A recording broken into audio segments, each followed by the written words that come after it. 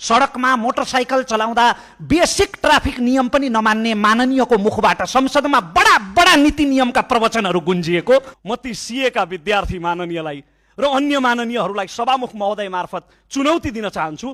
कुनै rocket science चाहिँदैन, यही रोस्टममा उभिएर अङ्कको चार्ट देखाएर पुष्टि गर्नुहोस् त कहाँनिर राज्यलाई घाटा भयो। भन्सारको दर त त्यति बेला बढी थियो, अहिले घटेको छ त ती गाडीहरूमा, कहाँनिर व्यापारीलाई नाफा भयो।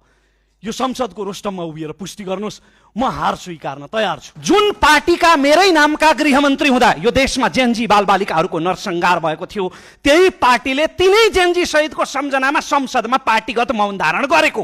गिरिबन्धु काण्डको नाम लिन डराएर टी स्टेटको छानबिन गरे हुन्छ भनेर सदाचारको अभिनय गरेको जनताले निहालिरहेकै छन्। हाम्रो माननीय अर्थमन्त्रीको अनावश्यक रूपमा हुँदै नभएको भ्रम फैलाएर चरित्र हत्या गरियो। जब ती गाडीहरू पास भएका छन्, ती गाडीहरू पास भएको मितिमा करको दर, भन्सारको दर आजको भन्दा कम थियो, अहिले भन्सारको दर बढेको छ। अब मेरो प्रश्न, कहाँनिर राज्यलाई घाटा भयो र कहाँनिर व्यापारीलाई नाफा भयो, कहाँनिर देखिन्छ कैफियत? कहिलेकाहीँ जेपिटी बोलिदिने बानी असाध्यै घातक हुन्छ, पूर्वेली भाषामा भन्दा जे पनि भनिदिने। अस्ति एकजना माननीयले हाम्रो नीति कार्यक्रम त 81 सालकोसँग हुबहु मिल्छ भनिदिनु भयो। अनि के मिल्छ भनेको पत्रकारले कलर पनि मिल्छ कभर पनि मिल्छ भनिदिनु भयो। भित्र किताब खोलेर हेर्ने दुःख किन गर्नु? 81 सालकोसँग हुबहु मिल्छ भनिदियो, 2-4 थान जय जयकार गुन्जिहाल्छन्। सम्माननीय सभामुख महोदय, विद्युतमा कर लगाइयो भनेर हो, विद्युतमा 5% भ्याट लगाइयो, तर कति हो त त्यो 5% भनेको? 50 युनिट भन्दा माथिको बिजुलीमा 5% भ्याट लगाइएको छ। 50 युनिट भन्दा माथि प्रचलित मूल्य अहिलेको प्रति युनिट 9 रुपियाँ 50 पैसा पर्छ। त्यो 9 रुपियाँ 50 पैसाको 5% भनेको त 45 पैसा हो त सभामुख महोदय, प्रति युनिट।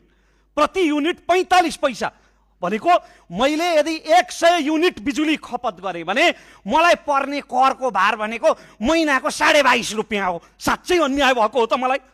के का ठुल्ठुला कुरा मात्रै गरेर हुन्छ यहाँ विद्युतीकरणको युगमा प्रवेश गर्ने भनेर प्रधानमन्त्रीको शब्द म सापट लिन चाहन्छु।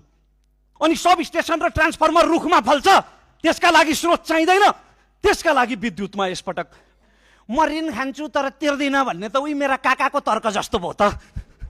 ऋणको रिसेड्युलिङ हुन सक्छ, ऋणको भाका सारिन सक्छ, तर ऋण खाएपछि एक दिन तिर्नुपर्छ त नि। त्यति बेलासम्म म अग्रज माननीयहरूलाई निशुल्क ज्योतिषी नबन्न आग्रह गर्छु।